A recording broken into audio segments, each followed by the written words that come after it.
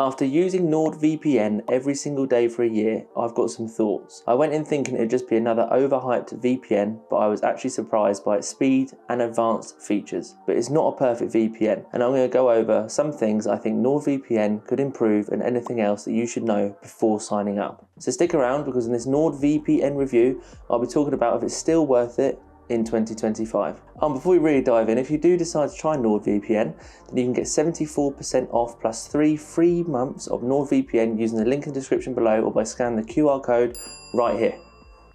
Alright, so I've been deep in the VPN rabbit hole for like 3 years now, full on switching between providers, digging into policies, running speed tests, just to find the perfect VPN for me.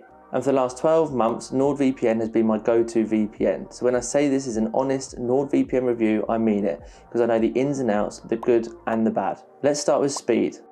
And let me say this right off the bat, NordVPN's 2025 speeds are probably the fastest on the entire VPN market. I did more NordVPN speed tests than I probably should admit out loud, and I was consistently seeing about a 3% to 5% drop on my original speed. Sometimes I even got faster speeds of NordVPN when my ISP was throttling things. It generally worked well when I was streaming in 4K or downloading big files, which makes NordVPN one of the best VPNs for streaming right now. And speaking of streaming, using this VPN for Netflix is where I really expected NordVPN to suffer, but it didn't, and I was able to access Netflix content from all over the world. I'm talking about Netflix in Japan, Korea, the UK, and pretty much any other country. I didn't get a single proxy error, not once. The same goes for other streaming services like Hulu, Disney+, BBC iPlayer and Amazon Prime. I didn't have to hunt down some special server either. Most of the ones I clicked on just worked straight away. So if you're trying to unlock content or just want a VPN for Netflix, then NordVPN should be one of the first VPNs on your mind. But the part that I really cared about was security and privacy. I'm a bit of a privacy freak. I don't want my data floating around or some company silently keeping logs of everything I do. So the fact that NordVPN runs on RAM-only servers is a massive win for me. Nothing gets stored long-term, and yet it uses military-grade AES-256 encryption, which makes it nearly impossible to hack in the first place. And even if they do get compromised, it doesn't matter because they actually don't keep logs, so you're safe.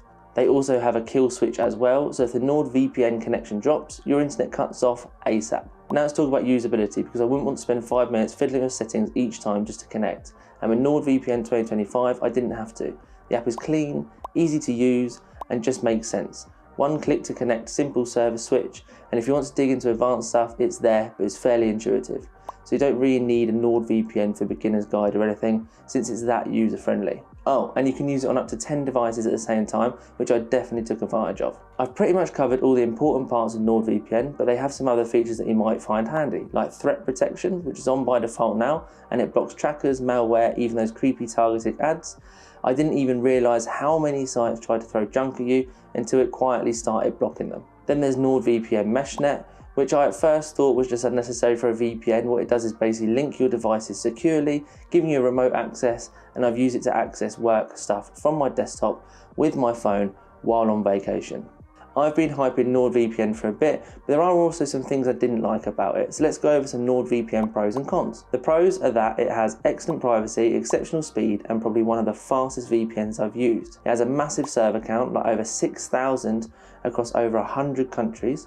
Custom support is surprisingly decent as well. I had to reach out twice and got help from a real human in under 5 minutes. Pretty good. And if you're a nerd like me, they've got advanced stuff like double VPN and onion over VPN for even more security layers. But there were a few things that bugged me, and I hope they improve this in the future. One is that the price can be a bit steep, especially if you don't have a discount deal when signing up. Like if you forget and just let it auto renew, you're going to pay more than you need to. Split tunneling doesn't work on Mac OS. And lastly, some servers were definitely slower during peak times, especially overseas. I just switched to another one and it was fine, but it's still annoying. So yeah, if you're thinking about trying NordVPN out, then don't forget that you can grab a 74% off plus 3 free months of NordVPN by using the link in the description below or by scanning the QR code on the screen.